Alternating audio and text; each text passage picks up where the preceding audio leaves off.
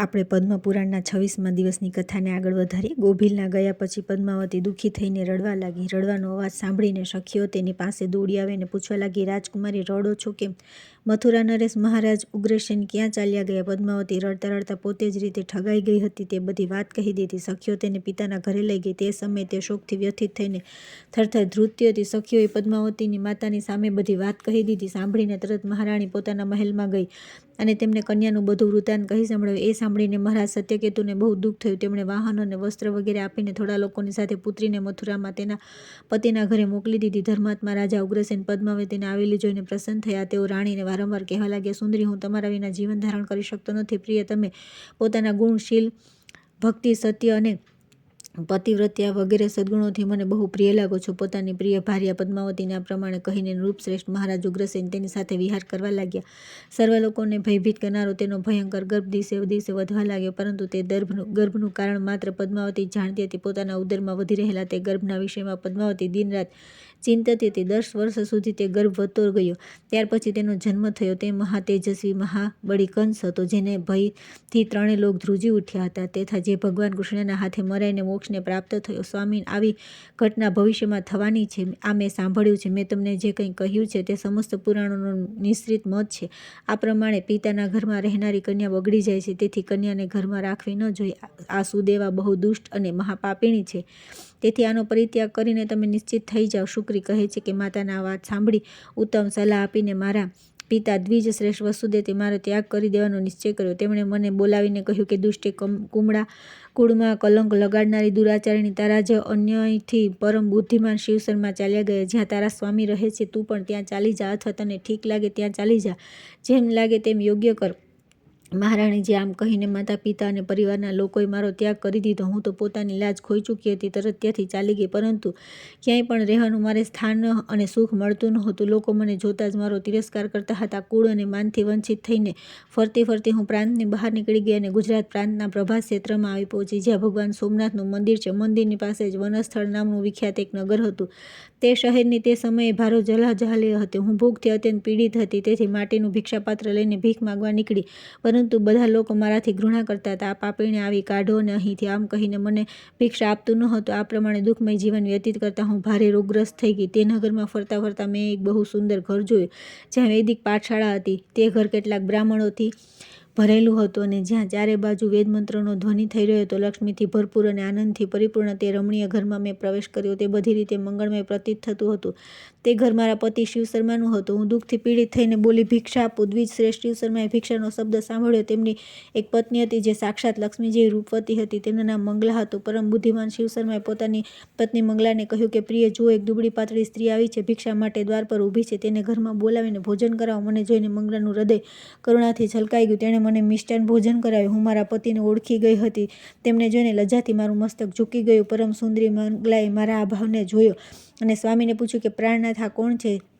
તેમને જોઈને લજવાઈ રહી છે. મારા પર કૃપા કરીને આનો યથાર્થ પરિચય આપો. શિવશર્માએ કહ્યું કે પ્રિય, આ વિપ્રવર વસુદત્તની કન્યા છે. બિચારી આ સમયે ભિક્ષુક બનીને આવી છે. આનું નામ સુદેવા છે. આ મારી કલ્યાણમયી ભાર્યા છે. કોઈ વિશેષ કારણ તે પોતાનો દેશ છોડીને અહીં આવી છે એવું સમજીને તમારે આનું સારી રીતે સ્વાગત કરવું જોઈએ. જો તમે મારું સારી રીતે પ્રિય કરવા ચાહતી હો તો આના આદરભાવમાં ઉણપ રાખશો નહીં. પતિની વાત સાંભળીને મંગલા મંગલમય બહુ ઊભી થઈને તેમણે પોતાના હાથે સ્નાન કરાવી મને ઉત્તમ વસ્ત્ર પહેરવા માટે આપ્યા અને પોતે ભોજન બનાવીને ખવડાવવા લાગી. રાણીજી, પોતાના સ્વામી દ્વારા એટલું સન્માન મળતા અને મને અપાર દુઃખ થયું. મારા મનમાં પશ્ચાતાપનો તીવ્ર અગ્નિ પ્રજ્વલિત થઈ ઉઠ્યો. મેં મંગલા તરફથી થયેલું સન્માન અને પોતાના દુષ્કર્મને જોયા. એનાથી મનમાં અસહ્ય ચિંતા થઈ, ત્યાં સુધી કે પ્રાણ જવાની ઘડી આવી ગઈ. હું એવી પાપીણી હતી કે કદી પતિ સાથે મીઠા વચન બોલી નથી, બલ્કિ તે શ્રેષ્ઠ બ્રાહ્મણથી વિપરીત હીન કર્મોનું આચરણ કરતી રહી. આ પ્રમાણે ચિંતા કરતાં કરતાં મારું હૃદય ફાટી ગયું અને પ્રાણ શરીર છોડીને ચાલ્યા ગયા. ત્યાર પછી યમરાજના દૂત આવ્યા અને મને બાંધીને યમપુરીમાં લઈ ગયા. રસ્તામાં જ્યારે હું અત્યંત દુઃખી થઈને રડતી હતી, ત્યારે તેઓ મને મૃદાગરોથી મારતા અને દુર્ગમ માર્ગથી લઈ જતા કષ્ટ આપતા હતા. થોડી વારે મારો તિરસ્કાર પણ કરતા હતા. મને લઈ જઈને યમરાજની સામે ઊભી કરી દીધી. મહાત્મા યમરાજે બહુ ક્રોધપૂર્વક મારી સામે જોયું અને મને અંગારાના ઢગલા પર ફેંકાવી દીધું. ત્યાર પછી મને અનેક નરકોમાં નાખવામાં આવી. મેં મારા પતિ સાથે ધોખો કર્યો હતો, તેથી એક લોઢાનો પુરુષ બનાવી અગ્નિમાં તપાવવામાં આવ્યો અને તેને મારી છાતી પર સુડાવી દેવામાં આવ્યો. નરકના પ્રચંડ અગ્નિમાં તપાવવામાં આવતી હું વિવિધ પ્રકારની પીડાઓથી કષ્ટ પામવા લાગી. અસીપત્ર વનમાં પડીને મારું પૂરું શરીર છિન્ન ભિન્ન થઈ ગયું. પછી મને મેરુ રક્ત અને વિષ્ટામાં નાખવામાં આવી, જંતુઓથી ઉભરાતા કુંડમાં રહેવું પડ્યું, કરવતથી મને ચીરવામાં આવી, બીજા નરકોમાં પણ નાખવામાં આવી, અનેક યોનિમાં જન્મ લઈને મારા અસહ્ય દુઃખ ભોગવવું પડ્યું. પ્રથમ શિયાળ યોનિમાં, પછી કૂતરાની યોનિમાં જન્મ લીધો, ત્યાર પછી ક્રમશઃ સાપ, મરઘા, બિલાડી અને ઉંદરાની યોનિમાં ગઈ અને યમરાજાએ આ પ્રમાણે અનેક પાપ યોનિમાં મને નાખી. પછી તેમણે મને શુક્રીને આ યોનિ આપી છે. હે મહાભાગે, તમારા હાથમાં અનેક તીર્થોનો વાસ છે. દેવી, તમે પોતાના હાથના જળથી મને સિંચી છે, તેથી તમારી કૃપાથી મારું બધું પાપ નષ્ટ થઈ ગયું. તમારા પુણ્ય અને તેથી મને મારા પૂર્વજન્મોની સ્મૃતિ થઈ. રાણીજી, સંસારમાં આ સમયમાં તમે જ મહાન પતિવ્રતા છો, એમાં જરા પણ સંદેહ નથી, કેમ કે તમે પોતાના સ્વામીની ઘણી મોટી સેવા કરી છે. સુંદરી, જો મારું પ્રિય કરવા ચાહતી હો તો પોતાનું એક દિવસનું પતિ સેવાનું પુણ્ય મને અર્પણ કરો. આ સમયે તમે મારા માતા પિતા અને સનાતન ગુરુ છો. હું પાપીણી, દુરાચારણી, અસત્યવાદીની અને અજ્ઞાની છું. મહાભાગે મારો ઉદ્ધાર કરો. શુક્લા બોલી કે સખીઓ, શુક્રીની વાત સાંભળીને રાણી સુદેવાએ રાજા ઈક્ષ્વાકુ સામું જોઈને પૂછ્યું કે મહારાજ, હું શું કરું? આ શુક્રી શું કહે છે? ઈક્ષ્વાકુએ કહ્યું કે આ બિચારી પાપ યોનિમાં પડીને દુઃખી થઈ રહી છે. તમે તેના પુણ્યથી તેને ઉદ્ધાર કરો, એનાથી મહાન કલ્યાણ થશે. મહારાજની આજ્ઞા લઈને રાણી સુદેવાએ શુક્રીને કહ્યું કે દેવી, મેં મારું 1 વર્ષનું પુણ્ય તમને અર્પણ કર્યું. રાણીનું આટલું બોલતા સાથે શુક્રી દિવ્ય દેહ ધારણ કરીને પ્રગટ થઈ ગઈ. તેના શરીરમાંથી તેજના કિરણો નીકળી રહ્યા હતા. બધા પ્રકારના આભૂષણો અને વિવિધ રત્ન તેની શોભા વધારી રહ્યા હતા. તે સાધ્વી દિવ્ય રૂપ ધારણ કરીને વિમાનમાં બેઠી અને અંતરિક્ષ લોકમાં જવા લાગી. જતાં જતાં તેણે મસ્તક ઝુકાવી રાણીને પ્રણામ કર્યા અને કહ્યું કે મહાભાગે, તમારી કૃપાથી આજે હું પાપ મુક્ત થઈને પરમ પવિત્ર અને મંગળમય વૈકુંઠમાં જઈ રહ્યું છું. આમ કહીને તે વૈકુંઠમાં ચાલી ગઈ. શુક્લા કહેવા લાગી કે આ પ્રમાણે પહેલાં મેં પુરાણોમાં નારી ધર્મનું વર્ણન સાંભળ્યું છે. એવી દશામાં જ્યારે પતિદેવ અહીં ઉપસ્થિત નથી, હું કઈ રીતે ભોગોનો ઉપભોગ કરું? મારા માટે આવો વિચાર જ પાપપૂર્ણ છે. શુક્લાના મુખેથી આ પ્રમાણે ઉત્તમ પાતિવ્રત્ય ધર્મનું વર્ણન સાંભળીને સખીઓને બહુ હર્ષ થયો. નારીઓને સદગતિ પ્રદાન કરનાર તે પરમ પવિત્ર ધર્મનું શ્રવણ કરીને સમસ્ત બ્રાહ્મણ અને પુણ્યવતી સ્ત્રીઓ ધર્માનું રાગિણી મહાભાગા શુક્લાની પ્રશંસા કરવા લાગી. ત્યાર પછી આવે છે શુક્લાનું સતીત્વ નષ્ટ કરવા માટે ઇન્દ્ર અને કામ વગેરેની કુચેષ્ટા તથા તેમનું અસફળ થઈને પાછા આવવું. ભગવાન શ્રી વિષ્ણુ કહે છે કે રાજેન્દ્ર, શુક્લાના મનમાં માત્ર પતિનું જ ધ્યાન હતું અને પતિની જ કામના હતી. તેના સતીત્વનો પ્રભાવ દેવરાજ ઇન્દ્રે પણ સારી પેઠે જોયો હતો તથા તેના વિશે પૂર્ણપણે વિચાર કરીને તેઓ મનમાં કહેવા લાગ્યા કે હું એના અવિચલ ધર્મ અને ધૈર્યને નષ્ટ કરી દઈશ. આવો નિશ્ચય કરીને તેમણે કામદેવનું સ્મરણ કર્યું. મહાબળી કામદેવ પોતાના પત્ની રતિ સાથે ત્યાં આવી ગયા અને હાથ જોડી ઇન્દ્રને પૂછ્યું કે નાથ, શા માટે તમે મને યાદ કર્યો છે? આજ્ઞા આપો, હું પૂરી રીતે તેનું પાલન કરીશ. ઇન્દ્રે કહ્યું કે કામદેવ, આ તે પાતિવ્રત્યમાં તત્પર રહેવાવાળી શુક્લા છે. તે પરમ પુણ્યવતી અને મંગલમય છે. હું એને મારા તરફ આકર્ષિત કરવા ઈચ્છું છું. આ કાર્યમાં તમે મારી સહાયતા કરો. કામદેવે કહ્યું કે સહસ્ત્રલોચન, હું તમારી ઈચ્છાપૂર્તિ માટે તમારી સહાયતા અવશ્ય કરીશ. દેવરાજ, હું દેવતાઓ, મુનિઓ અને મોટા ઋષિઓ પણ જીતવાની શક્તિ ધરાવું છું. પછી એક સાધારણ સ્ત્રીને જેના શરીરમાં કોઈ બળ હોતું નથી જીતવી એ કઈ મોટી વાત છે? હું સ્ત્રીઓના વિભિન્ન અંગોમાં નિવાસ કરું છું. નારી મારું નિવાસસ્થાન છે. તેથી ભાઈ, પિતા, સ્વજન, સંબંધી અથવા બંધુ બાંધવ કોઈ પણ કેમ ન હોય, જો તેનામાં રૂપ અને ગુણ છે તો તેને જોઈને મારા બાણોથી ઘાયલ થઈ જાય છે. તેનું ચિત્ત ચંચળ થઈ જાય છે. તે પરિણામની ચિંતા કરતી નથી. તેથી હે દેવેશ્વર, હું શુક્લાના સતીત્વને અવશ્ય નષ્ટ કરીશ. ઇન્દ્ર બોલ્યા કે મનોભાવ, હું રૂપવાન, ગુણવાન અને ધનવાન બનીને આ સ્ત્રીને ધૈર્યથી વિચલિત કરીશ. કામદેવને આમ કહીને દેવરાજ ઇન્દ્ર તે સ્થાન પર ગયા જ્યાં કૃકલ વૈશ્યની પ્રિય પત્ની શુક્લાદેવી નિવાસ કરતી હતી. ત્યાં જઈને તેઓ પોતાના હાવભાવ, રૂપ અને ગુણ વગેરેનું પ્રદર્શન કરવા લાગ્યા. રૂપ અને સંપત્તિથી યુક્ત હોવા છતાં પણ તે પરાયા પુરુષ પર શુક્લા દ્રષ્ટિ નાખતી નહોતી, પરંતુ તે જ્યાં જતી ત્યાં પહોંચીને ઇન્દ્ર તેને જોતા હતા. આ પ્રમાણે સહસ્ત્રનેત્રધારી ઇન્દ્ર પોતાના સંપૂર્ણ ભાવોથી કામજનિત ચેષ્ટા પ્રદર્શિત કરતા રહીને તેને પ્રાપ્ત કરવાના ભાવોથી તેની સામે જોતા રહેતા હતા. ઇન્દ્રે તેની પાસે એક દૂત પણ મોકલી. તે પ્રસન્નતાપૂર્વક ત્યાં ગઈ અને શુક્લાની પ્રશંસા કરતા બોલી કે આ નારીમાં કેટલું સત્ય, કેટલું ધૈર્ય, કેટલું તેજ અને કેટલો ક્ષમાભાવ છે. સંસારમાં આના જેવી સુંદર બીજી કોઈ સ્ત્રી નથી. ત્યાર પછી તેણે શુક્લાને પૂછ્યું કે કલ્યાણી, તમે કોણ છો? કોની પત્ની છો? અને કયા પુરુષને તમારા જેવી ગુણવતી ભાર્યા પ્રાપ્ત છે? તે જ આ પૃથ્વી પર પુણ્યશાળી છે. દૂતીની વાત સાંભળીને શુક્લાએ કહ્યું કે દેવી, મારા પતિ વૈશ્ય જાતિમાં ઉત્પન્ન ધર્માત્મા અને સત્યપ્રેમી છે. તેમને લોકો કૃકલ કહે છે. મારા સ્વામી ઉત્તમ બુદ્ધિના છે. તેમનું ચિત્ત સદા ધર્મમાં લાગેલું રહે છે. તેઓ આ સમયે તીર્થયાત્રા માટે ગયા છે. તેમને ગયા આજે 3 વર્ષ થઈ ગયા છે. તેથી હે મહાત્મા, વિના હું બહુ દુઃખી છું. આજે મારી સ્થિતિ છે. હવે એ કહો કે તમે કોણ છો જે મને મારા વિશે પૂછી રહી છો? શુક્લાનું કથન સાંભળી દૂતીએ ફરી કહ્યું કે સુંદરી, તમારા પતિ બહુ નિર્દયી છે, જે તમને એકલા મૂકીને ચાલ્યા ગયા. તેઓ પોતાની પત્નીના ઘાતક લાગે છે. હવે તેમને લઈને શું કરશો? જે તમારા જેવી સાધ્વી અને સદાચારી પરાયણા પત્નીને છોડીને ચાલ્યા ગયા એ પાપી નથી તો શું છે? બોલો, હવે તો તેઓ ગયા, હવે તેમની સાથે તમારે શું સંબંધ? કોણ જાણે તેઓ ક્યાંક જીવે છે કે મરી ગયા? જીવતા હોય તો પણ તેમનાથી તમારે શું લેવું છે? તમે વ્યર્થ દુઃખી થાવ છો. આ સોના જેવી કાયાને કેમ વેડફી નાખો છો? મનુષ્ય બાળપણમાં રમતગમત સિવાય બીજા કોઈ સુખનો અનુભવ નથી કરતો. ઉંમર થયા પછી જ્યારે વૃદ્ધાવસ્થા શરીરને જીર્ણ કરી નાખે છે ત્યારે દુઃખ જ દુઃખ ભોગવવું પડે છે. તેથી સુંદરી, જ્યાં સુધી જુવાની છે ત્યાં સુધી સંસારના બધા સુખો ભોગવી લો. મનુષ્ય જ્યાં સુધી યુવાન રહે છે ત્યાં સુધી તે ભોગ ભોગવે છે. સુખ ભોગની બધી વસ્તુઓ તે ઈચ્છાનુસાર ભોગ ભોગવે છે. આ તરફ જુઓ, આ એક પુરુષ આવ્યા છે જે બહુ સુંદર, ગુણવાન, સર્વજ્ઞ, ધની તથા મહાપુરુષોમાં શ્રેષ્ઠ છે. તમારા પર તેમનો બહુ સ્નેહ છે. તેઓ સદા તમારા હિત સાધન માટે પ્રયત્ન કરતા રહે છે. એમનું શરીર કદી વૃદ્ધ થતું નથી. સ્વયં તો તે સિદ્ધ છે જ, બીજાને પણ ઉત્તમ સિદ્ધિ પ્રદાન કરવાવાળા છે. સંસારમાં પોતાના સ્વરૂપથી સૌની કામના પૂર્ણ કરે છે. શુક્લા બોલી કે દૂતી, આ શરીર મળમૂત્રની પેટી છે, અપવિત્ર છે, તે સદા ક્ષય થતું રહે છે. શુભે, આ પાણીના પરપોટા જેવું ક્ષણભંગુર છે. પછી તેના રૂપનું શું વર્ણન કરો છો? 50 વર્ષની અવસ્થા સુધી જ આ શરીર દ્રઢ રહે છે. ત્યાર પછી દરરોજ ક્રમશઃ ક્ષીણ થતું જાય છે. તમે તો એ કહો કે મારા આ શરીરમાં તમે એવી કોઈ વિશેષતા જોઈ છે જે બીજે નથી. તે પુરુષના શરીરમાં મારા શરીરથી કોઈ પણ વસ્તુ અધિક નથી. જેવી તમે તેઓ તે પુરુષ તેવી હું, એમાં લેશ માત્ર સંદેહ નથી. ઊંચા ઉઠવાનું પરિણામ પતન જ છે. આ મોટા મોટા વૃક્ષો અને પર્વતો કાળના પ્રભાવથી નષ્ટ થઈ જાય છે. આ જ દશા બધા પ્રાણીઓની છે, એમાં રતિભર પણ સંદેહ નથી. દ્વિતીય આત્મા દિવ્ય છે, આકાર રહિત છે. સ્થાવર જંગમ બધા પ્રાણીઓમાં તે વ્યાપ્ત છે. જેમ એક જ જળ જુદા જુદા ઘડાઓમાં રહે છે તે જ પ્રમાણે એક જ શુદ્ધ આત્મા સંપૂર્ણ ભૂતોમાં નિવાસ કરે છે. ઘડા ફૂટી જતા જેમ બધું જળ મળીને એક થઈ જાય છે તે જ પ્રમાણે આત્માની એકતા સમજો.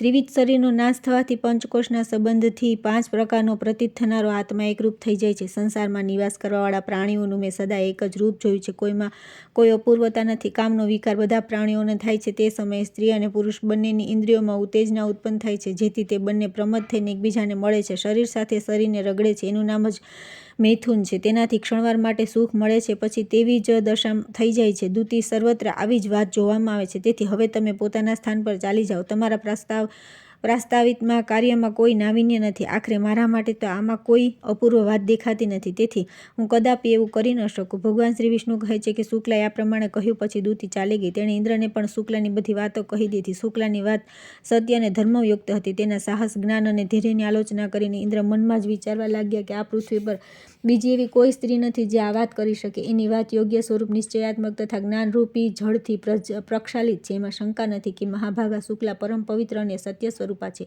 એ સમસ્ત ત્રિલોકીની ધારણ કરવા સમર્થ છે. આવું વિચારીને ઇન્દ્રે કામદેવને કહ્યું કે હવે હું તમારી સાથે કૃકલ પત્ની શુક્લાને જોવા આવીશ. કામદેવે પોતાના બળનું બહુ અભિમાન હતું. તે જોશમાં આવીને ઇન્દ્રને કહેવા લાગ્યા કે દેવરાજ, જ્યાં તે પતિવ્રતા રહે છે તે સ્થાન પર ચાલો. હું હમણાં જ જઈને તેના જ્ઞાન, વીર્ય અને બળ, ધૈર્ય, સત્ય અને પાતિવ્રત્યને નષ્ટ કરી નાખીશ. તેની કોઈ શક્તિ છે જે મારી સામે ટકી શકે?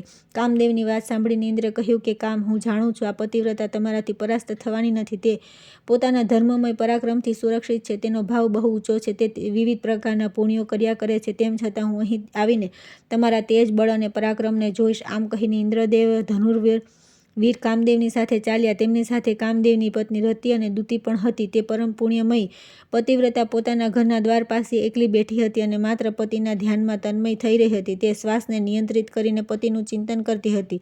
ધ્યાનસ્થ જેવી થઈ ગઈ હતી. કોઈ પણ પુરુષ તેની સ્થિતિની કલ્પના કરી શકે એમ ન હતો. તે સમયે ઇન્દ્ર અનુપમ તેજ અને સુંદરતાથી યુક્ત, વિલાસ તથા હાવભાવથી સુશોભિત, અત્યંત અદ્ભુત રૂપ ધારણ કરીને શુક્લાની સામે પ્રગટ થયા. ઉત્તમ વિલાસ અને કામભાવથી યુક્ત મહાપુરુષને આ પ્રમાણે સામે વિચરણ કરતા જોઈ મહાત્મા કૃકલ વૈશ્યની પત્નીએ તેના રૂપ, ગુણ અને તેજનું લગીરે સન્માન ન કર્યું. જેમ કમળના પાન પર મૂકેલું જળ તેને છોડીને દૂર ચાલ્યું જાય છે, ત્યાં રોકાતું નથી, તે જ પ્રમાણે તે સતી પણ તે પુરુષ તરફ આકૃષ્ટ ન થઈ. મહાસતી શુક્લાનું તેજ સત્યના તંતુઓથી બંધાયેલું હતું. તે પુરુષની દ્રષ્ટિથી બચવા માટે ઘરની અંદર ચાલી ગઈ અને પોતાના પતિનું ચિંતન કરવા લાગી. ઇન્દ્રે શુક્લાના શુદ્ધ ભાવને સમજીને સામે ઉભેલા કામદેવને કહ્યું કે આ સતીએ સત્યરૂપી પતિના ધ્યાનનું કવચ ધારણ કરી રાખ્યું છે. તમારા બાણ તેનો સ્પર્શ કરી શકશે નહીં. તેથી શુક્લાને પરાસ્ત કરવી અસંભવ છે. આ પતિવ્રતા પોતાના હાથમાં ધર્મરૂપી ધનુષ્ય અને ધ્યાનરૂપી ઉત્તમ બાણને લઈને અત્યારે રણભૂમિમાં તમારી સાથે યુદ્ધ કરવા તૈયાર છે. અજ્ઞાની લોકો ત્રિલોકના મહાત્માઓની સાથે વેર બાંધે છે. કામદેવ,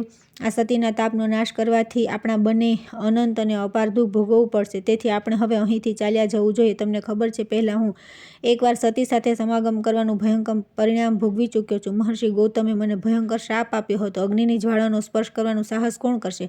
આવો કોણ મૂર્ખ છે જે પોતાના ગળામાં ભારે પથ્થર બાંધીને સમુદ્રને પાર કરવા ઈચ્છે છે તેના મૃત્યુના મુખમાં જવાની કોની ઈચ્છા છે? જે સતી સ્ત્રીને વિચલિત કરવાનો પ્રયત્ન કરશે. ઇન્દ્ર કામદેવને ઉત્તમ શિખામણ આપવા માટે ઘણી નીતિયુક્ત વાતો કહી. તે સાંભળી કામદેવે ઇન્દ્રને કહ્યું કે સુરેશ, હું તો તમારા આદેશથી અહીં આવ્યો હતો. હવે તમે ધૈર્ય, પ્રેમ અને પુરુષાર્થનો ત્યાગ કરીને આવી કાયરતાની વાતો કેમ કરો છો? પૂર્વકાળમાં મેં જે દેવતાઓ, દાનવો અને તપસ્યા કરતા મુનીશ્વરોને પરાસ્ત કર્યા છે તે બધા મારો ઉપવાસ કરીને કહેશે કે આ કામદેવ બહુ બીકણ છે. એક સામાન્ય સ્ત્રીને ક્ષણવારમાં પરાસ્ત કરી દીધી. તેથી હું મારા સન્માનરૂપી ધનની રક્ષા કરીશ અને તમારી સાથે આવીને આ સતીના તેજ, બળ અને ધૈર્યનો નાશ કરીશ. તમે ડરો છો કેમ? દેવરાજ ઇન્દ્રને આ પ્રમાણે સમજાવી મનાવીને કામદેવ પુષ્પના ધનુષ બાણ હાથમાં લઈને સામે ઊભેલી પોતાની સખી ક્રીડાને કહ્યું કે પ્રિય, તમે માયા રચીને વેશ્યપત્ની શુક્લા પાસે જાઓ. તે અત્યંત પુણ્યવતી, સત્યમાં સ્થિત, ધર્મનું જ્ઞાન ધરાવનારી અને ગુણજ્ઞ છે. અહીંથી જઈને તમે મારી સહાયતા માટે ઉત્તમથી ઉત્તમ કાર્ય કરો. ક્રીડાને આમ કહીને તે પાસે જ ઊભી રહેલી પ્રતીતિને સંબોધન કરીને બોલ્યા કે તમારે પણ આ મારી સહાયતા માટે ઉત્તમ કાર્ય કરવું પડશે. તમે તમારી આકર્ષક વાતોથી શુક્લાને વશ કરી લો. આ પ્રમાણે પોતપોતાના કાર્યમાં લાગેલા વાયુ વગેરેની સાથે ઉપરોક્ત વ્યક્તિઓને મોકલીને કામદેવ તે મહાસતીને મોહિત કરવા માટે ઇન્દ્ર સાથે ફરી પ્રયાણ કર્યું. શુક્લાનું સતીત્વ નષ્ટ કરવાના ઉદ્દેશથી જ્યારે ઇન્દ્ર અને કામદેવે પ્રસ્થાન કર્યું ત્યારે સત્ય ધર્મને કહ્યું કે મહાપ્રાજ્ઞ કામદેવની જે ચેષ્ટા થઈ રહી છે તેના પર દ્રષ્ટિપાત કરો. મેં મારા અને મહાત્મા પુણ્યને માટે જે સ્થાન સુરક્ષિત રાખ્યું હતું તેને એ નષ્ટ કરવા ચાહે છે. દુષ્ટાત્મા કામ આપણો શત્રુ છે, એમાં લેશ પણ સંદેહ નથી. સદાચારી પતિ, તપસ્વી બ્રાહ્મણ અને પતિવ્રતા પત્ની આ ત્રણ મારા નિવાસ સ્થાન છે. જ્યાં મારી વૃદ્ધિ થાય છે, જ્યાં હું પુષ્ટ અને સંતુષ્ટ છું, ત્યાં તમારો પણ નિવાસ હોય છે. શ્રદ્ધાની સાથે પુણ્ય પણ ત્યાં આવીને ક્રીડા કરે છે. મારા શાંતિયુક્ત મંદિરમાં ક્ષમાનું પણ આગમન થાય છે. જ્યાં હું રહું છું ત્યાં સંતોષ, ઇન્દ્રિય સંયમ, દયા, પ્રેમ, પ્રજ્ઞા અને લોભહીનતા વગેરે ગુણ પણ નિવાસ કરે છે. ત્યાં પવિત્ર ભાવ રહે છે. આ બધા સત્યના બાંધવ છે. હે ધર્મ, ચોરી ન કરવી, અહિંસા, સહનશીલતા અને બુદ્ધિ આ બધા મારા જ ઘરમાં આવીને ધન્ય થયા છે. ગુરુ શુશ્રૂષા, લક્ષ્મીની સાથે ભગવાન વિષ્ણુ તથા અગ્નિ વગેરે દેવતાઓ મારા ઘરમાં પધારે છે. મોક્ષ માર્ગને પ્રકાશિત કરનારા જ્ઞાન અને ઉદારતા વગેરેથી યુક્ત થઈને પૂર્વોક્ત વ્યક્તિઓની સાથે હું ધર્માત્મા પુરુષો અને સતી સ્ત્રીઓની અંદર નિવાસ કરું છું. આ જેટલા પણ સાધુ મહાત્માઓ છે બધા જ મારા ગૃહ સ્વરૂપ છે. એ બધાની અંદર હું ઉક્ત કુટુંબીઓ સાથે નિવાસ કરું છું. જેઓ જગતના સ્વામી, ત્રિશુલધારી, વૃષભાવન તથા સાક્ષાત ઈશ્વર છે તે કલ્યાણમય ભગવાન શિવ પણ મારા નિવાસ સ્થાન છે. કૃકલ વેશ્યની પ્રિયતમા ભાર્યા મંગલમય શુક્લા પણ મારું ઉત્તમ ગૃહ છે. પરંતુ આજે પાપી કામ તેને પણ બાળી નાખવા ઉદ્યત થયો છે. આ બળવાન ઇન્દ્ર પણ કામનો સાથ આપી રહ્યો છે. કામના જ કારણે હલ્યાનો સંગ કરવાથી એકવાર જે હાનિ ઉઠાવવી પડે છે તે ઘટનાનું તેમને સ્મરણ કેમ થતું નથી? સતીના સતીત્વનો નાશ કરવાથી જ તેમને મહાન દુઃખમાં પડીને અસહ્ય શાપનો ભોગ કરવો પડ્યો હતો. છતાં આજે કામદેવની સાથે આવીને એ ધર્માચારિણી શુક્લાનું અપહરણ કરવાનું વિચારે છે. ધર્મે કહ્યું કે હું કામનું તેજ ઓછું કરી દઈશ. જો હું ચાહું તો તેના મૃત્યુનું પણ કારણ ઉપસ્થિત કરી શકું છું. મેં એક એવો ઉપાય કરીને વિચાર કરી લીધો છે કે જેથી આ કાજે આજે જ પલાયન થઈ જશે. આ મહાપ્રજ્ઞા પ્રક્ષિણીનું રૂપ ધારણ કરીને શુક્લાને ઘરે જાય અને પોતાના મંગલમય શબ્દોથી તેને સ્વામીના શુભાગમની સૂચના આપે. ધર્મના મોકલવાથી પ્રજ્ઞા શુક્લાના ઘરમાં ગઈ અને ત્યાં મંગલજનક શબ્દ બોલી. શુક્લાએ ધૂપ ગંધ દ્વારા તેનું સન્માન કર્યું અને પૂજન કર્યું તથા સુયોગ્ય બ્રાહ્મણને બોલાવીને પૂછ્યું કે આ શુકનનું શું તાત્પર્ય છે? મારા પતિદેવ ક્યારે આપશે? બ્રાહ્મણે કહ્યું કે ભદ્રે, આ શુકન તમારા સ્વામીના આગમનની સૂચના આપી રહ્યા છે. તેઓ 7 દિવસની અંદર અહીં અવશ્ય આવી જશે. એમાં ફરક થશે નહીં. બ્રાહ્મણ આ મંગલમય વચન સાંભળીને શુક્લાને બહુ આનંદ થયો. આ બાજુ કામદેવની મોકલેલી ક્રીડા સતી સ્ત્રીનું રૂપ ધારણ કરીને તે શુક્લાના ઘરે ગઈ. તે રૂપવતી નારી આવેલી જોઈને શુક્લાએ આદરપૂર્વક વચન કહીને તેનું સન્માન કર્યું અને પોતાને ધન્ય માની તેના પુણ્યમય વાણીથી પ્રભાવિત થઈને ક્રીડા પ્રસન્નતાપૂર્વક વાતચીત કરવા લાગી. તેની માયામય વાણી વિશ્વને મોહિત કરનારી હતી. સાંભળનારને સત્ય અને વિશ્વાસપૂર્ણ લાગતી હતી. ક્રીડા બોલી કે દેવી, મારા સ્વામી અતિ બળવાન, ગુણજ્ઞ, ધીર અને અત્યંત પુણ્યાત્મા છે, પરંતુ મને છોડીને ક્યાંક ચાલ્યા ગયા છે. એ મારા પૂર્વજન્મનું કર્મનું ફળ છે જે આજે આ રૂપે સામે આવ્યું છે. હું કેવી મંદભાગીની છું. મહાભાગે નારીઓ માટે સુરૂપ, સૌંદર્ય, શણગાર, સુખ અને સંપત્તિ બધું જ પતિ છે. આ શાસ્ત્રોનો મત છે. પતિવ્રતા શુક્લાએ ક્રીડાની આ બધી વાતો સાંભળી. તેને વિશ્વાસ થઈ ગયો કે આ દુઃખી સ્ત્રીના મનનો સાચો ભાવ છે. તે તેના દુઃખથી દુઃખી થઈ ગઈ અને પોતાની વાત પણ કહેવા લાગી. તેણે પહેલાંની બધી વાત સંક્ષેપમાં કહી સંભળાવી. પોતાના સુખ દુઃખની વાત કહીને શુક્લા ચૂપ થઈ ગઈ. ત્યારે ક્રીડાએ પતિવ્રતાને સાંત્વના આપી અને ખૂબ સમજાવી. ત્યાર પછી એક દિવસ તેણે શુક્લાને કહ્યું કે સખી જુઓ, આ સામે મોટું સુંદર વન દેખાય છે. અનેક દિવ્ય વૃક્ષો તેની શોભા વધારી રહ્યા છે. ત્યાં એક પરમ પવિત્ર પાપનાશક તીર્થ છે. વરાનને ચાલો આપણે બંને પણ ત્યાં પુણ્ય સંચય માટે જઈએ. આ સાંભળી શુક્લા તે માયામયી સ્ત્રી સાથે ત્યાં જવા રાજી થઈ ગઈ. તેણે વનમાં પ્રવેશ કરીને જોયું તો તેને એક એવું પ્રતીત થયું જાણે તેમાં નંદનવનની શોભા ઉતરી આવી છે. બધી ઋતુઓના ફૂલ ખીલ્યા હતા. સેંકડો કોયલોનો કલરવથી સંપૂર્ણ વન પ્રદેશ ગુંજી રહ્યો હતો. માધવી, લતા અને માધવે તે ઉપવનની શોભાને બધા ભાવોથી પરિપૂર્ણ બનાવ્યું હતું. શુક્લાને મોહિત કરવા માટે આ બધી માયાજાળ રચવામાં આવી હતી. તેણે ક્રીડાની સાથે સૌના મનને મોહિત કરતા તે ઉપવનમાં ફરી ફરીને અનેક કૌતુક જોયા. તે સમયે રતિની સાથે કામદેવ અને ઇન્દ્ર પણ ત્યાં આવ્યા. ઇન્દ્ર સંપૂર્ણ ભાગોના અધિપતિ હોવા છતાં પણ કામ ક્રીડા માટે વ્યગ્ર હતા. તેમણે કામદેવને બોલાવતા કહ્યું કે લો, આ શુક્લા આવી ગઈ, ક્રીડાની પાસે ઊભી છે. આ મહાભાગા સતી પર પ્રહાર કરો. કામદેવ બોલ્યા કે સહસ્ત્રલોચન, લીલા અને ચતુરતાથી યુક્ત પોતાના રૂપને પ્રગટ કરો, જેનો આશ્રય લઈને હું શુક્લા પર 5 બાણોનો પ્રહાર કરીશ. ત્રિશૂળધારી મહાદેવે મારા રૂપને તો પહેલેથી જ હરી લીધું છે. મારું શરીર છે જ નહીં. જ્યારે હું કોઈ સ્ત્રીને મારા બાણોનું નિશાન બનાવવા ચાહું છું તે સમયે પુરુષ શરીરનો આશ્રય લઈને પોતાના રૂપને પ્રગટ કરું છું. એ જ પ્રમાણે પુરુષ પર પ્રહાર કરવા માટે હું નારી દેહનો આશ્રય લઉં છું. પુરુષ જ્યારે પહેલીવાર સુંદર નારીને જોઈને વારંવાર તેનું ચિંતન કરવા લાગે છે ત્યારે હું તેની અંદર પ્રવેશીને તેને ઉન્મત્ત બનાવી દઉં છું. સ્મરણ ચિંતનથી હું પ્રગટ થાઉં છું. તેથી મારું નામ સ્મર છે. આજે હું તમારા રૂપનો આશ્રય લઈને આ સ્ત્રીને મારી ઈચ્છા પ્રમાણે નચાવીશ. આ પ્રમાણે કહી કામદેવ ઇન્દ્રના શરીરમાં ઘૂસી ગયા અને પુણ્યમયી કુકલપત્ની સતી શુક્લાને ઘાયલ કરવા માટે હાથમાં બાણ લઈને અવસરની પ્રતીક્ષા કરવા લાગ્યા. ભગવાન વિષ્ણુ કહે છે કે રાજન, ક્રીડાની પ્રેરણાથી તે સુંદર વનમાં ગયેલી વૈશ્યપત્ની શુક્લાએ પૂછ્યું કે સખી, આ મનોરમ દિવ્ય વન કોનું છે? ક્રીડા બોલી કે આ સ્વભાવસિદ્ધ દિવ્ય ગુણોથી યુક્ત સંપૂર્ણ વન કામદેવનું છે. તમે સારી રીતે તેનું નિરીક્ષણ કરો. દુરાત્મા કામની આ ચેષ્ટા જોઈને સુંદરી શુક્લાએ વાયુ દ્વારા લવાયેલી ત્યાંના ફૂલોની સુગંધને ગ્રહણ ન કરી. તે સતીએ ત્યાંના રસોનું પણ આસ્વાદન ન કર્યું. આ જોઈને કામદેવનો મિત્ર વસંત બહુ લજ્જિત થયો. ત્યાર પછી કામદેવની પત્ની રતિ પ્રીતિને સાથે લઈને આવી અને શુક્લાને હસાવીને કહેવા લાગી કે ભદ્રે, તમારું કલ્યાણ થાવ. હું તમારું સ્વાગત કરું છું. તમે રતિ અને પ્રીતિની સાથે અહીં રમણ કરો. શુક્લાએ કહ્યું કે જ્યાં મારા સ્વામી છે ત્યાં હું પણ છું. હું સદા પતિની સાથે રહું છું. મારો કામ, મારી પ્રીતિ બધું ત્યાં જ છે. આ શરીર તો નિરાશ્રય છે, છાયા માત્ર છે. આ સાંભળીને રતિ અને પ્રીતિ બંને લજવાઈ ગયા તથા મહાબલી કામ પાસે જઈને કહ્યું કે મહાપ્રાજ્ઞ, હવે તમે તમારો પુરુષાર્થ મૂકી દો. આ નારીને જીતવી કઠણ છે. આ મહાભાગા પતિવ્રતા સદૈવ પોતાના પતિની જ કામના રાખે છે. કામદેવે કહ્યું કે જ્યારે આ ઇન્દ્રના રૂપને જોશે તે સમયે હું એને અવશ્ય ઘાયલ કરીશ. ત્યાર પછી દેવરાજ ઇન્દ્ર પરમ સુંદર દિવ્ય રૂપ ધારણ કરીને રતિની પાછળ પાછળ ચાલ્યા. તેમની ગતિમાં અત્યંત લલિત વિલાસ દેખાતો હતો. સર્વ પ્રકારના આભૂષણોથી તેમની શોભા વધારી રહ્યા હતા. દિવ્ય માળા, દિવ્ય વસ્ત્ર અને દિવ્ય ગંધથી સજી ધજીને તેઓ પતિવ્રતા શુક્લાની પાસે આવ્યા અને તેને આ પ્રમાણે બોલ્યા કે ભદ્રે, મેં પહેલાં તમારી પાસે દૂતી મોકલી હતી, પછી પ્રીતિને મોકલી. મારી પ્રાર્થના કેમ માનતી નથી? હું સ્વયં તમારી પાસે આવ્યો છું. મારો સ્વીકાર કરો. શુક્લા બોલી, મારા સ્વામીના મહાત્માન પુત્ર મારી રક્ષા કરી રહ્યા છે. મને કોઈનો ભય નથી. અનેક શૂરવીર પુરુષ મારી રક્ષા માટે તૈયાર રહે છે. જ્યાં સુધી મારા નેત્ર ખુલ્લા રહે છે ત્યાં સુધી હું નિરંતર પતિના કાર્યમાં જ લાગેલી રહું છું. તમે કોણ છો જે મૃત્યુનો પણ ભય છોડીને મારી પાસે આવ્યો છો? ઇન્દ્રે કહ્યું કે તમે પોતાના સ્વામીને શૂરવીર પુત્રોની ચર્ચા કરી છે, તેમને મારી સામે પ્રગટ કરો. હું કઈ રીતે તેમને જોઈ શકીશ? શુક્લા બોલી, ઇન્દ્રિય સંયમના વિભિન્ન ગુણો દ્વારા ઉત્તમ ધર્મ સદા મારી રક્ષા કરે છે. તે જુઓ, શાંતિ અને ક્ષમાની સાથે સત્ય મારી સામે ઉપસ્થિત છે. મહાબળી સત્ય બહુ યશસ્વી છે. તે કદી મારો ત્યાગ કરતો નથી. આ પ્રમાણે ધર્મ વગેરે રક્ષક સદા મારી રક્ષા કર્યા કરે છે. પછી શા માટે તમે જબરજસ્તી મને પ્રાપ્ત કરવા ચાહો છો? કોણ છો તમે જે નીડર થઈને દૂતીની સાથે અહીં આવ્યા છો? સત્ય, ધર્મ, પુણ્ય, જ્ઞાન વગેરે બળવાન પુત્રો મારા સ્વામીના સહાયક છે. તેઓ સદા મારી રક્ષામાં તત્પર રહે છે. હું નિત્ય સુરક્ષિત છું. ઇન્દ્ર સંયમ અને મનોનિગ્રહમાં તત્પર છું. સાક્ષાત સચીપતિ ઇન્દ્ર પણ મને જીતવાની શક્તિ ધરાવતા નથી. જો મહાપરાક્રમી કામદેવ પણ આવી જાય તો પણ મને કોઈ પરવા નથી, કેમ કે હું અનાયાસે સતીત્વના કવચથી સદા સુરક્ષિત છું. મારા પર કામદેવના બાણ વ્યર્થ થઈ જશે એમાં સહેજ પણ સંદેહ નથી. ઉલટાના મહાબલી ધર્મ વગેરે તમને મારી નાખશે. દૂર રહો, ભાગી જાઓ, મારી સામે ઊભા ન રહો. જો ના કહેવા છતાં ઊભા રહેશો તો બળીને ખાખ થઈ જશો. મારા સ્વામીની અનુપસ્થિતિમાં જો તમે મારા શરીર પર દ્રષ્ટિ નાખશો તો જેમ અગ્નિ સૂકા લાકડાને બાળી નાખે છે તે પ્રમાણે હું પણ તમને ભસ્મ કરી નાખીશ. શુક્લાએ જ્યારે આ પ્રમાણે કહ્યું ત્યારે તે સતીના અમુક શાપના ડરથી વ્યાકુળ થઈને તે બધા જેવા આવ્યા હતા તેવા પાછા ચાલ્યા ગયા. ઇન્દ્ર વગેરે પોતાના લોકનો રસ્તો પકડ્યો. બધાના ચાલ્યા ગયા પછી પુણ્યમયી પતિવ્રતા શુક્લા પતિનું ધ્યાન કરતી રહી અને પોતાના ઘરે આવી. તે ઘર પુણ્યમય હતું. ત્યાં બધા તીર્થો નિવાસ કરતા હતા. બધા યજ્ઞોની પણ ઉપસ્થિતિ હતી. રાજન પતિને જ દેવતા માનનારી તે સતી પોતાના ઘરમાં આવીને રહેવા લાગી.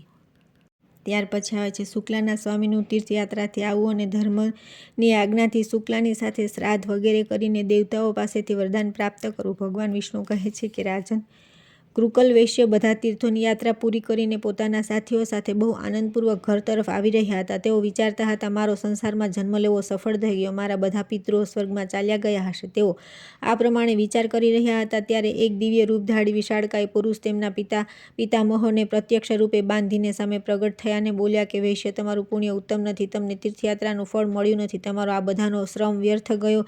આ સાંભળીને કૃકલ વૈશ્ય દુઃખી થઈ ગયો. તેમણે પૂછ્યું કે તમે કોણ છો જે આવી વાત કરી રહ્યા છો? મને તીર્થનું ફળ કેમ ન મળ્યું?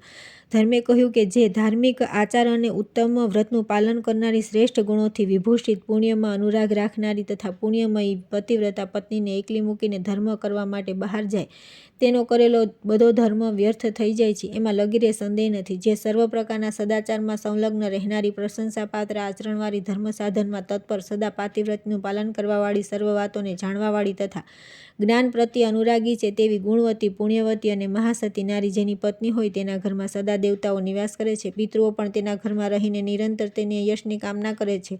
ગંગા વગેરે પવિત્ર નદીઓ, સાગર, યજ્ઞ, ગાય, ઋષિ તથા સંપૂર્ણ તીર્થોનો પણ તે ઘરમાં વાસ હોય છે. પુણ્યમયી પત્નીના સહયોગથી ગૃહસ્થ ધર્મનું પાલન સારી રીતે થાય છે. આ પૃથ્વી પર ગૃહસ્થ ધર્મથી વધીને બીજો કોઈ ધર્મ નથી. હે વૈશ્ય, ગૃહસ્થનું ઘર જો સત્ય અને પુણ્યથી યુક્ત હોય તો તે પરમ પવિત્ર છે. ત્યાં બધા તીર્થો અને દેવતાઓ નિવાસ કરે છે. ગૃહસ્થના આશ્રમે બધા પ્રાણી જીવે છે. ગૃહસ્થ આશ્રમ જેવો બીજો કોઈ આશ્રમ મને દેખાતો નથી. જેના ઘરમાં સાધ્વી સ્ત્રી હોય તેને ત્યાં મંત્ર, અગ્નિહોત્ર, સંપૂર્ણ દેવતા, સનાતન ધર્મ તથા દાન અને આચાર વગેરેનો નિવાસ છે. એ જ પ્રમાણે જે પત્ની રહિત છે તેનું ઘર જંગલ જેવું છે. ત્યાં કરેલા યજ્ઞ અને વિવિધ પ્રકારના દાન સિદ્ધપ્રદ થતા નથી. સાધ્વી પત્ની જેવું કોઈ તીર્થ નથી. પત્ની સમાન કોઈ સુખ નથી તથા સંસારથી તારવા માટે તથા કલ્યાણ સાધન માટે પત્ની જેવું કોઈ પુણ્ય નથી. જે પોતાની ધર્મપરાયણતા સતી નારીને છોડીને ચાલ્યો જાય છે તે મનુષ્યમાં અધમ છે. ગૃહ ધર્મનો પરિત્યાગ કરીને તેમને ધર્મનું ફળ મળતું નથી. પોતાની પત્નીને સાથે લીધા વિના તમે જે તીર્થમાં જઈને શ્રાદ્ધ તથા દાન કર્યું છે તથા તેના દોષથી તમારા પૂર્વજોને બાંધવામાં આવ્યા છે. તમે ચોર છો અને તમારા પિતૃઓ પણ ચોર છે, કેમ કે તેમણે લોલુપતાવશ તમારું આપેલું શ્રાદ્ધનું અન્ન ખાધું છે. તમે શ્રાદ્ધ સમયે પોતાની પત્નીને સાથે રાખી ન હતી. જે સુયોગ્ય પુત્ર જે શ્રદ્ધાથી યુક્ત થઈને પોતાની પત્નીના આપેલા પિંડોથી શ્રાદ્ધ કરે છે તેનાથી પિતરોને તેવી તૃપ્તિ થાય છે જેવી અમૃત પીવાથી. એમાં લગીરે સંદેહ નથી. પત્ની જ ગૃહસ્થ ધર્મની સ્વામીની છે. તેના વિના તમે જે શુભ કર્મનું અનુષ્ઠાન કર્યું છે એ સ્પષ્ટ રીતે તમારી ચોરી છે. જ્યારે પત્ની પોતાના હાથે અન્ન તૈયાર કરીને આપે છે તો તે અમૃત જેવું મધુર હોય છે. તે અન્નનું પિતૃઓ પ્રસન્ન થઈને ભોજન કરે છે તથા તેનાથી તેમને વિશેષ સંતોષ અને તૃપ્તિ થાય છે. તેથી પત્ની વિના જે ધર્મ કરવામાં આવે છે તે નિષ્ફળ થાય છે. કૃકલે પૂછ્યું કે હે ધર્મ, હવે મને સિદ્ધિ કઈ રીતે મળશે અને કઈ રીતે મારા પિતૃઓ બંધનથી મુક્ત થશે? ધર્મે કહ્યું કે મહાભાગ, પોતાના ઘરે જાઓ. તમે ધર્મપરાયણતા પુણ્યવતી શુક્લા તમારા વિના બહુ દુઃખી થઈ ગઈ છે. તેને સાંત્વના આપો, તેના હાથે શ્રાદ્ધ કરો. પોતાના ઘરે પુણ્ય તીર્થોનું સ્મરણ કરી તમે શ્રેષ્ઠ દેવતાઓનું પૂજન કરો. તેથી તમારી કરેલી તીર્થયાત્રા સફળ થઈ જશે. ભગવાન વિષ્ણુ કહે છે કે રાજન, આમ કહીને ધર્મ જેવા આવ્યા તેવા પાછા ચાલ્યા ગયા. પરમ બુદ્ધિમાન કૃકલ પણ પોતાના ઘરે ગયા અને પતિવ્રતા પત્નીને જોઈને મનમાં ઘણા પ્રસન્ન થયા. શુક્લાએ સ્વામીને આવેલા જોઈને તેમના શુભાગમના ઉપલક્ષમાં માંગલિક કાર્ય કર્યું. ત્યાં પછી ધર્માત્મા વૈશ્ય ધર્મની બધી વાત કહી. સ્વામીના આનંદદાયક વચન સાંભળીને મહાભાગા શુક્લાએ બહુ હર્ષ થયો. ત્યારે પછી કુકલે ઘરે જ રહીને પત્ની સાથે શ્રદ્ધાપૂર્વક શ્રાદ્ધ અને દેવપૂજન વગેરે પુણ્યકર્મનું અનુષ્ઠાન કર્યું. આનાથી પ્રસન્ન થઈને દેવતા, પિતર અને મુનિઓ વિમાનો દ્વારા ત્યાં આવ્યા અને મહાત્મા કૃકલ અને તેમની મહાનુભાવા પત્ની બંનેની પ્રશંસા કરવા લાગ્યા. હું બ્રહ્મા અને મહાદેવજી પણ પોતપોતાની દેવીઓ સાથે ત્યાં ગયા. બધા દેવતાઓ તે સતીના સત્યથી સંતુષ્ટ હતા. તેમણે તે પતિને કહ્યું કે સુવ્રત, તમારું કલ્યાણ થાવ. તમે પત્ની સહિત વરદાન માગો. કૃકલે પૂછ્યું કે દેવરો, મારા કયા પુણ્ય અને તપથી તમે મને પત્ની સહિત વરદાન આપવા અહીં પધાર્યા છો? ઇન્દ્રે કહ્યું કે આ મહાભાગ શુક્લા સતી છે. તેના સત્યથી સંતુષ્ટ થઈને અમે લોકો તમને વરદાન આપવા ઈચ્છીએ છીએ. આમ કહીને ઇન્દ્રે તેના સતીત્વનું વૃત્તાંત થોડામાં કહી સંભળાવ્યું. તેના સદાચારનો મહિમા સાંભળીને વૈશ્ય બહુ પ્રસન્ન થઈને હર્ષોલ્લાસથી તેમની આંખમાં આંસુ આવી ગયા. ધર્માત્મા વૈશ્ય પત્નીની સાથે સમસ્ત દેવતાઓને વારંવાર પ્રણામ કર્યા અને કહ્યું કે મહાભાગ દેવતાઓ, તમે બધા પ્રસન્ન થાઓ. ત્રણે સનાતન દેવતા બ્રહ્મા, વિષ્ણુ તથા મહેશ્વર અમારા પર પ્રસન્ન થાઓ તથા બીજો જે પુણ્યાત્મા ઋષિ મારા પર કૃપા કરીને અહીં પધાર્યા છે તેઓ પ્રણ આ પ્રસન્નતા પ્રાપ્ત કરે. હું સદા ભગવાનની ભક્તિ કરતો રહું. તમારી કૃપાથી મારો સત્ય અને ધર્મમાં અનુરાગ રહે. ત્યાર પછી અંતમાં પત્ની અને પિતરોની સાથે હું ભગવાન વિષ્ણુના ધામમાં જવા ચાહું છું. દેવતા બોલ્યા કે મહાભાગ એવમ વસ્તુ આ બધું તમને પ્રાપ્ત થશે. ભગવાન વિષ્ણુએ કહ્યું કે રાજન આ પ્રમાણે કહીને દેવતાઓએ તે બંને પતિ પત્ની પર પુષ્પવૃષ્ટિ કરી, લલિત, મધુર અને પવિત્ર સંગીત સંભળાવ્યું. વરદાન આપીને તેઓ તે પતિવ્રતાની પ્રશંસા કરતા રહીને પોતપોતાના લોકમાં ચાલ્યા ગયા. આ પ્રમાણે આ પવિત્ર અને ઉત્તમ ઉપાખ્યાનને મેં પૂર્ણ રૂપે તમને સંભળાવી દીધું. હે રાજન, જે મનુષ્ય આને સાંભળે છે તે બધા પાપોથી મુક્ત થઈ જાય છે. દરેક સ્ત્રીએ શુક્લનું ઉપાખ્યાન શ્રદ્ધાપૂર્વક સાંભળવું જોઈએ. તેના શ્રવણથી તેને સૌભાગ્ય, સતીત્વ અને પુત્ર પૌત્રની પ્રાપ્તિ થાય છે. એટલું જ નહીં, પતિની સાથે સુખથી રહીને નિરંતર આનંદનો અનુભવ કરે છે. ત્યાર પછી આવે છે પિતૃતીર્થના પ્રસંગમાં પીપલની તપસ્યા અને સુકર્માની પિતૃભક્તિનું વર્ણન. સારસના કહેવાથી પીપલનું સુકર્માની પાસે જવું અને સુકર્માનું તેમને માતા પિતાની સેવાનું મહત્વ સમજાવવું. વેને કહ્યું કે ભગવાન, તમે બધા તીર્થોમાં ઉત્તમ ભાર્યા તીર્થનું વર્ણન તો કર્યું, હવે પિતરોને તારનાર પિતૃતીર્થનું વર્ણન કરો. ભગવાન વિષ્ણુએ કહ્યું કે પરમ પુણ્યમય કુરુક્ષેત્રમાં કુંડલ નામના એક બ્રાહ્મણ રહેતા હતા. તેના સુયોગ્ય પુત્રનું નામ સુકર્મા હતા. સુકર્માના માતા અને પિતા બંને અત્યંત વૃદ્ધ અને ધર્મજ્ઞ અને શાસ્ત્રવેતા હતા. સુકર્માને ધર્મનું સંપૂર્ણ જ્ઞાન હતું. તેઓ શ્રદ્ધા સાથે અતિશય ભક્તિપૂર્વક દિવસ રાત માતા પિતાની સેવા કરતા હતા. તેમને પિતા પાસેથી જ સંપૂર્ણ વેદ અને અનેક શાસ્ત્રોનું અધ્યયન કર્યું. તેઓ પૂર્ણરૂપે સદાચારનું પાલન કરવાવાળા, જીતેન્દ્રિય અને સત્યવાદી હતા. પોતાના હાથે માતા પિતાનું શરીર દબાવતા, પગ ધોતા અને તેમને સ્નાન ભોજન કરાવતા હતા. આગળની કથા આવતીકાલે કરીશું.